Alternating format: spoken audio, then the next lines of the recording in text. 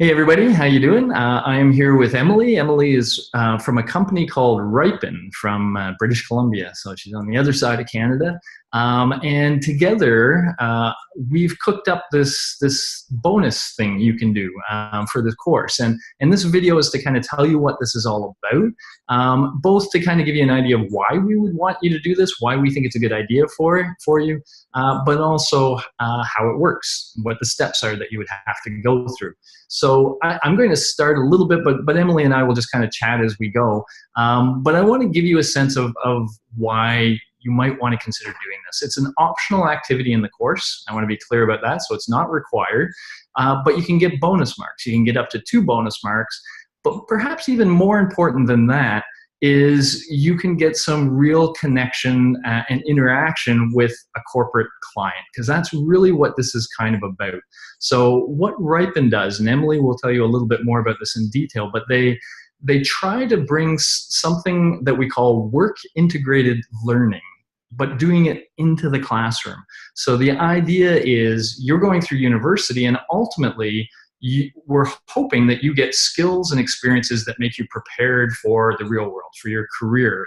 And the best way to do that is to try to interweave these things a little bit, not have you just learn and then go on to a career, but kind of connect the two along the way. And this is a way we can do that already in an early year course with large classes. That's what we're kind of trying out. This is a little bit of an experiment. I'll be honest about that. There's a lot of research that shows that when students are involved in the sort of work integrated learning, they find the learning more interesting. You're going to ultimately be working on a real world problem and providing solutions that a real world entity may like and adopt. And that kind of makes it a little bit more fun. And it also gives you some practice in using these sorts of skills. And so in a general sense, that's what this is all about. But let me turn things over to Emily, and she can give you a better sense of the Riipen philosophy about this, and also a little bit of the nuts and bolts about how to use it. So go ahead. Awesome. Thanks. So Riipen is an experiential learning platform. We're a Canadian startup based out of Vancouver. We also have an office in Toronto. And our mission really is to improve students' career readiness. So providing you the opportunity to tackle real-world challenges and problems as part of your coursework. All those benefits that Steve described, but really our vision is that a student will have the opportunity to apply your learned skills and knowledge from your courses in every semester of your university or college career, so that you have many experiential learning opportunities to point to when you graduate, rather than just a couple co-op or summer internship experiences. You'll have hopefully 10 or more experiences to speak to as part of your portfolio of experiential learning. And this will form part of it. So we've been working with Steve to allow the Riipen model to scale to larger class sizes. And that's a little bit what we will show you today. Yeah, and let me just step in there, because we will be a little bit conversational here for fun, I think. Just to highlight what Emily's saying, because when you do go and look for summer jobs, or when you do go look for jobs at the end of your training, one of the things they will be interested in is what sort of experience you have. And while some of you may have real experience in real corporate environments, we know that many of you are focusing on your schoolwork. So this is a way to still focus on your schoolwork, but to be able to point to things you were involved with that an employer would understand and get. So it's also very good, something you can have on your resume, or we're more focused on these digital portfolios sometimes, but something you can have that will make you more competitive as well. So that's another facet of what we're doing. So should I get into the sign-up process then on Riipen? Yeah, so let's do the process. So we're going to, in the next little bit, here's what we're going to do. We want to make this a little more concrete. We've been kind of vague at first. So what we're doing is using 2 different platforms to make our little experiment work. And the first one is the Riipen platform. And so Emily is going to begin by just showing you what you need to do to get started in the Riipen platform, the actual steps you need to go through. And so she's sharing her desktop now. And we'll start with that, and then I'll take back over from there and give you the bigger picture of how this whole fun optional activity will work. I like to throw in the word fun every now and then, just to convince you. But so yeah, let's give them the nuts and bolts. So if you're interested in this activity, you think it's something you want to do, then the first step to get involved is to get registered on the Riipen platform. And so Emily will walk you through that process right now. Awesome. So first off, I should mention I can provide a set of written instructions as well, but it is quite a quick process to get set up on Riipen. So the first thing you'll want to do is visit riipen.io. That's Riipen with 2 I's, RIIPEN.io. You'll come to this beautiful landing page here. And then you'll just select the sign up option in the upper right-hand corner. All our different user types connect through the Riipen platform, so do just make sure that you select the student option on the left. When you create an account, it should just take a couple moments. Sorry, my Wi-Fi, of course, is now a little slow. I love seeing this happen to other people. I'm sorry. It's part of my regular life. So I'll just mention, while this is chugging away, you see students, employers, educators. A little bit of what Riipen does is kind of like a match.com of a sort. It's a way of kind of connecting students or educators with corporate entities that are interested in working with those. That's all right. This is technology. This is how it all happens. No problem. So that's often the case, is that we could use this in a course, and students could be doing projects that an employer finds really interesting. In this case, we've kind of got the corporate client set up for you, and we'll talk about that a little bit more, but it looks like things are working here again for Emily, so I'll turn back. Yes. So thank you. That was a great recovery. Yeah, you clicked on that student button, and here you are. Okay. So the sign up form is just a couple fields, just so we can capture your name, email, and password to send you important alerts. You also do have the option of signing up with LinkedIn if you've already gotten a LinkedIn account. So hit that sign up button, and that's what's going to create your profile on Riipen.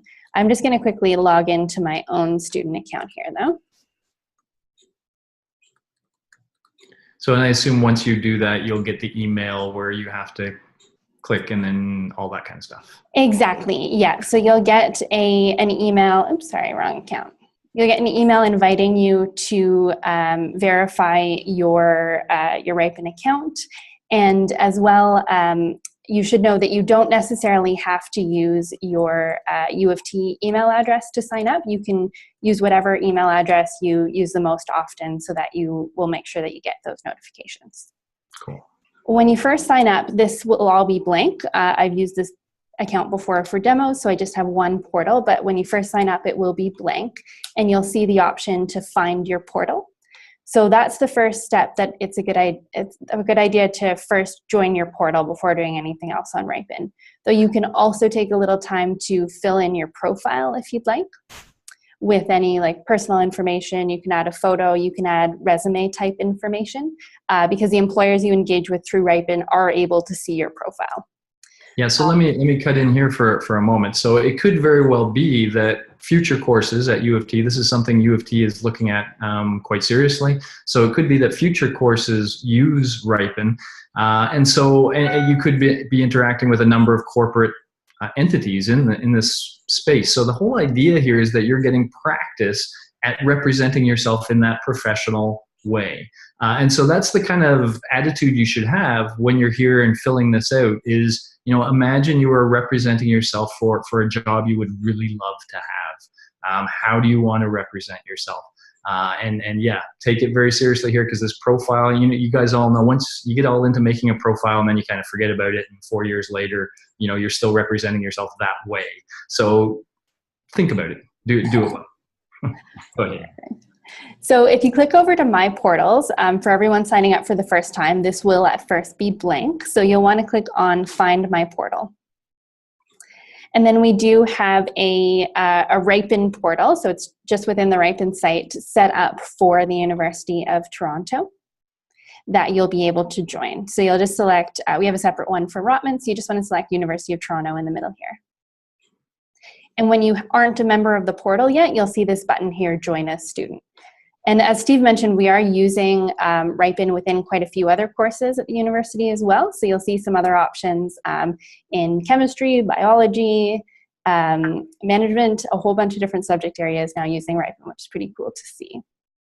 Mm-hmm. So to join the portal, you have two options, and you will need to join the portal to access the company project. So you can click Join as Student here on the left and enter your utoronto.ca email address. So you don't have to actually have signed up with that account, but if you enter it here, you'll receive a verification email. You click the link in that verification email, we confirm you're a student, and then you're a member of the portal. So that's option one. If for any reason you don't have access to your University of Toronto email address, or if our verification email goes to your spam folder, we have another option. So in that case, and that's what I'll do because I of course don't have a University of Toronto email, you'd go to your Revel experience. So that's your assignment for this course. You'll see the course code there. You'll click on your Revel experience and then join as student and enter a unique access code.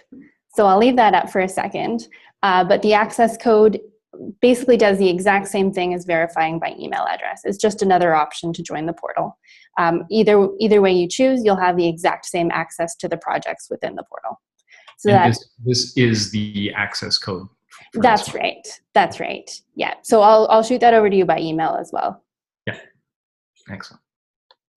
And let me just say quickly, Emily's using the word portal a fair amount. You may hear that around U of T where people are talking about our learning management system. Some people call that the portal. Just be aware these are two different uses of the same term. So this portal is just within Revel, and it's this U of T portal within Revel. So. Sorry, yes, great point. So now that I have joined the Riipen portal, I have access to the projects within it. So before I could only see the assignment details, but now that I've confirmed I'm a student, I can see the projects. So under here, you will see two options. You'll see your Revel Experience Round 1 and your Revel Experience Round 2. This one is public. This is for everyone who opts to do this, whereas Round 2 is private. So only a subset of students will be invited to complete Round 2. Yeah, I'll tell you a little bit more about that in just a minute. Perfect. So where you'll want to start is on Round 1. So just click into the project details there. And this will open up basically when we reach the start date. But you'll see an option here to, first off, I should say you can read the project description. So Pearson have provided a summary of the project, a little background information about the organization and their goals for the project, as well as some cool incentives for the first, second, and third prize for this project. And let's actually spend a minute on the incentives, because there really is two specific benefits here. Of course, you can get some bonus marks in the course, and we're doing that because we really think this is a great learning experience. So we really want to, tempt you to do something that's really good for you. But in addition to that, in addition to the learning you can gain, yes, there are things like $50 gift cards and $100 gift cards. That's always nice. But notice the first one, receive a $100 gift card as well as an opportunity for an informational interview with a member of Pearson Canada's senior management team. So many of you may know Pearson. They are a publishing company. The textbook that we're using in the course is a Pearson textbook. In fact, that will be the sort of focus of this activity. But it's a major corporate entity. And so the winner of this competition will basically get a chance to hang with somebody. And they'll probably be hanging with this guy named Matthew Christian, who I know quite well, and he's a cool guy. So he'll kind of show you what things are like in Pearson and maybe take you out to lunch or something like that. And that'll give you a really good sort of behind the scenes look at a major corporation that most people don't get. And it'll also give you a chance to maybe impress some people. And, when you go looking for a summer job or something like that, who knows? There's that sort of opportunity involved too. So, for those reasons as well, I hope you take this seriously. And actually, while we're here, Emily, can you just scroll up a little bit so I can get you thinking about what it is you'd actually be doing? So there was a summary just above here. There we are. This is really the task that we're going to have you thinking about. So Revel is that digital version of the textbook that we've been using in this course. So the course is now a few weeks old. Hopefully you've cracked your digital textbook open by now and you've played with it a bit. And it is a Pearson product. And so what they are really interested in is your sort of reaction to it. So let me just read this aloud. You've been using Revel in the course this semester, a new digital learning environment designed for the way that today's students read, think, and study. Write a persuasive evidence-based paragraph addressed to Pearson that argues for or against using a truly digital resource such as Revel in a class as opposed to sort of the traditional textbook. So kind of pick a side. Do you like this better? Do you like the traditional textbook better? Why? So you want to try to write a sort of persuasive argument of a sort there. And yeah, that will be the focus of what we're doing. So go ahead, Emily, sorry. No, that's perfect. I was just going to say they also provided a little extra context below around some background about Pearson for anyone who might not be familiar, and their goals for the project as well. But that summary really is the main piece of the project. Yeah. Yeah, and I mean, just to put this in context, because you guys are in the middle of this, these publishers like Pearson, it's a very interesting time for them because they've gone on decades and decades doing things in a sort of traditional way. But then thanks to this explosion of technology and the way we all use it now, we expect more out of everything. And so they're trying to kind of give you see, they don't even call it a textbook now, a digital learning environment that fits the modern world a little more, and they're kind of curious how they're doing and what your guys' thoughts are and your reactions. So this is a real issue for them. The information you provide may actually shape some of the direction they take. And that is what we call something that's an authentic experience. So the kind of thing you're working on here, it's not just some silly little question a prof asks you and then we're all going to throw away your answers in the end. This is a real question, and if you do really well, it could be the case that some of your ideas or some of the things that you write really have an impact. So hopefully that makes it a little more fun. It certainly does for me. I like doing things that matter. So that's the spirit I think we would like you to kind of take this with. All Awesome. right. So at this point, you've familiarized yourself with the project. The next thing to do would be to actually start this project on Riipen. So you'll click this Start the Project button in the upper right corner of the project page. And it's a quick but 4-step process to start the project. So I'll just hit continue here. I'm assuming everyone's completing this individually. Is that right?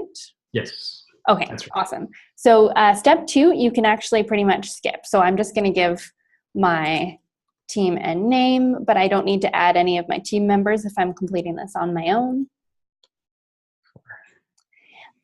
Craft an introductory message. And it's a good idea to note that the introductory messages will actually be viewable by Pearson. Depending on how many students we have participating, don't know if they'll be reading all 300 or however many, but they are available to both your instructor and to Pearson. So it's a good idea to make a good first impression, give a nice introduction of yourself and why you're interested in the project. Yeah. And again, think of this all in a very professional context. This is a good chance for you to exercise that professional side of your personality and get a sense, and actually maybe even come introduced to the professional side of your personality. Start to define who that person is. So I'm just going to hit finish here. I'll delete my application afterwards.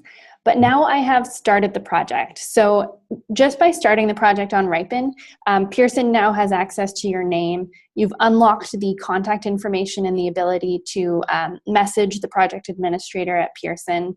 And this is what's going to allow you to receive feedback at the end of the project too. So now that I've started the project, once I've actually spent my 2 hours or however long developing my argument around this project, I'd come back and hit Make Final Submission. Describe my final deliverable, just in very brief here. Upload a file or link to it if it's uploaded somewhere online, and hit Submit. And doing that final submission process is what's going to trigger the feedback reminders to the organization partner.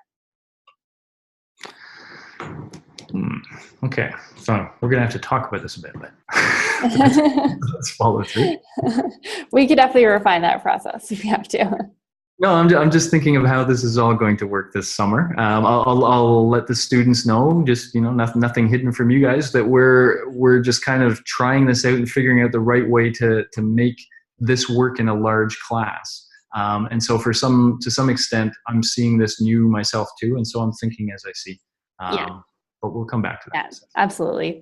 Some things might change over time. Yeah.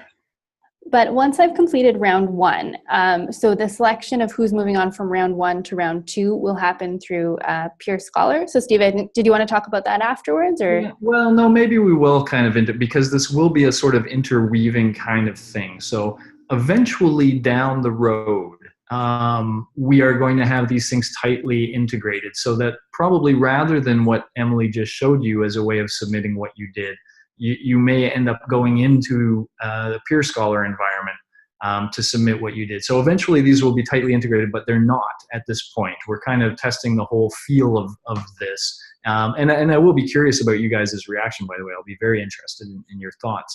The way we're going to do this in the summer, let me step away from the platform and just give you the general sense, and then we'll step back.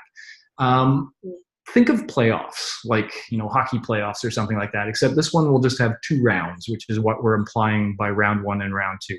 Round 1, anybody can enter, and you will get 1 point, 1 bonus point in the course simply for submitting something serious looking in round 1. You can't just submit, hey, how are you? You won't get a mark for that. But if it looks like you actually, put in some effort and time, you will get a mark for it. Now, what that means, though, is those of you familiar with Peer Scholar, you submit something, but then you see the work that some of your peers submitted. It's actually a 3-step process in Peer Scholar. You submit, and then you see work submitted by your peers, and we're going to ask you to evaluate that work. So within Peer Scholar, for each of the peers, and you'll probably see, I'm thinking 4 peers' ideas here, we're going to ask you to actually put some sort of number. How good do you think that is? And also to give this person some feedback about how their idea can be better. And then in the 3rd step, of course, you will see the feedback that students gave to your idea. You will also see the, for lack of a better word, grade they gave to your idea, the numerical rating. What we're then going to do is take some of the best from round 1. And gee, I hadn't really landed on a number yet, but let me land on a number right now. Let me just say 50. I don't know, I just pulled that out of anywhere. But we're going to take from round 1 the top 50 scoring proposals. They will be invited to do round 2. So in these people, of course, will have gotten feedback on their proposals, on their ideas. And so now in round 2, the idea is they can either just resubmit what they did if they wish, or hopefully they take some of those ideas and they make their work even better. So you take the ideas, you do whatever you want to do to make your work better. And if you're invited to do round 2, if you're one of those 50, then you go into round 2 and you kind of go through the process again. But this will now be another Peer Scholar process again. I mean, Emily will show you the Riipen side, but then you'll kind of go offline to Peer Scholar. And just those 50 people now will evaluate each other's work. And I don't know if we ended with a number with Matthew, what the number was that Matthew was going to look at. But let's say we find a top 8. I'm just picking these numbers now. I should write them down, 50 and 8. So we pick a top 8 from the 2nd round, and those 8 will be looked at very closely by Pearson, by people at Pearson, and specifically by Matthew Christian. He is the one that ultimately will decide who wins and who comes in 2nd and who comes in 3rd. And so, I may give you an option if we can easily. We may need a round 3, Emily. I'm thinking out loud. But I may give you an option to also take the input you got from round 2, because you would have gotten feedback there too, and polish further if you want before you submit ultimately to Pearson, those 8 people. And so just to be clear, everybody will get a point for doing the 1st round. Those who get invited to do a 2nd round will get 2 points. And those who are in the top 8 of the 2nd round, they're the ones that have a shot at those prizes from Pearson Canada. So that's the idea. We will be bouncing a little bit between Riipen and Peer Scholar, but as this is actually happening in the class, I will be posting announcements and such, and maybe other videos, just to make sure everybody's clear about what's going on along the way. So sorry, I just felt it was important at this point for students to start to get the idea of the back and forth that's going to happen. No, that's perfect. That's great context. For any subsequent rounds on Riipen, so the round 2 and then the possible round 3 that I think it might make sense for us to add here, you will go through the start this project process in the exact same way that you did for round 1. So just that 4-step start the project wizard. The only difference is these ones we just put them as private for now. So round 2 is private, just so no one starts it by accident before you've done round 1. So you will actually know when you're able to start round 2 because you'll receive an invitation either through Steve or right through the Riipen platform. So you'll know when it's time for you to actually start round 2. But the process itself will look exactly the same. And then when those final submissions are uploaded to the platform, you'll receive a rating as well. So I'll show the rating on the round 1 just because that's where I started my team, but you would receive it in the final round. You receive a rating from the partner, from Pearson, on your performance. So the rating will actually show up on your Riipen profile. You can mark it as private if for any reason you prefer not to share that rating publicly. But it will display on your Riipen portfolio, so you can actually use that as a public reference and recommendation from the partner if you'd like to use that, in your job search or whatever it may be. Cool. So I'll just show you a user profile really quickly just to give you an idea of what that looks like. Here's my mostly blank user profile where you can see that I'm in one project, but I haven't received any recommendations or anything yet. So it's the more you participate in on Riipen, the more valuable this profile becomes. But when you've actually done several projects and received multiple recommendations, it builds out into this more real e-portfolio that's a record of all these external ratings and recommendations, plus anything you self-upload to your profile, like personal projects, resume details, your interests. All this stuff can be housed in one place alongside those validated recommendations from the external partners. Yeah, and let me just chime in on this. We're used to, I think, the idea that when you apply for a job, you submit a resume and you walk away, or maybe fill out an application form and walk away. That is becoming obsolete by the day. So there's a couple of things that I would like to point out. One is just what you're seeing here is what we're calling a digital portfolio. And it is a way of showing employers both better breadth and more depth. So what I mean by that is if you notice on the scorecard on the top here, it's nice to say, oh, I have great communication skills and I'm this and I'm that, and that's all great, but everybody makes themselves sound fantastic. These things showing your creativity, your professionalism, your communication, critical thinking, these are things employers really care about. And they're now seeing what other corporate entities kind of thought of you in that way. So this is very informative as far as a potential employer goes. And they get both this sort of overview level like this, but then they can drill down a little bit. If they want to actually see your work in more detail, they have the potential, I assume, to do that by going into some of your projects and seeing what you're doing. So the employer can, at a glance, get a sort of clear sense, but then also get a lot more specific. I would add, by the way, that Emily just mentioned you can upload things to your profile.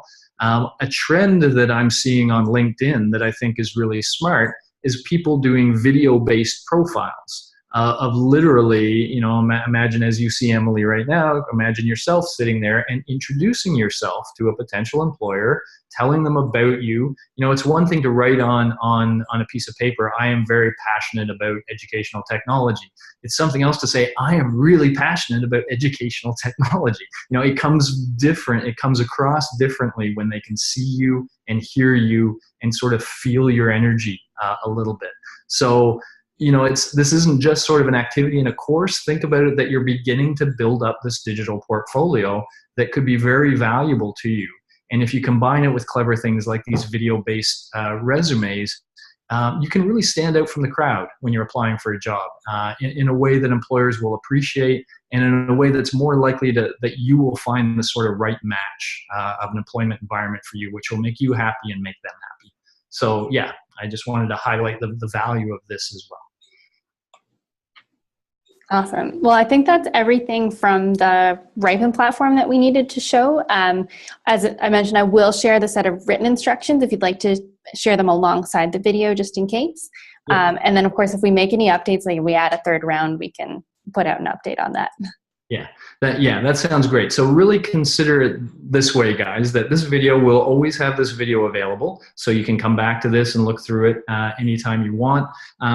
We'll also have the written instructions, but I will also, through announcements on the new Quirkus platform, strangest name in the world, I will sort of guide you along the way. So I'll let you know when it's time to do certain things, and if anything changes, if we have a third round or whatnot, it'll be probably through announcements where I kind of communicate that. So think of this as what we think is going to happen, and this is how it all works as of right now. And it probably will work exactly this way, but if changes are made, I'm the one to get in touch with from there. Cool. Emily, thank you. I think it's much better for students when they can see things and get to hear people like us that are passionate about what we're doing. So I think it's very cool. So Emily's also around throughout the course. We may if need be, we can do another little video like this. We'll see. But in the meantime, we are going to leave it to you guys. And if you have questions, please send them my way. Alrighty. Awesome. Thanks, Steve. I'll stop recording. Okay.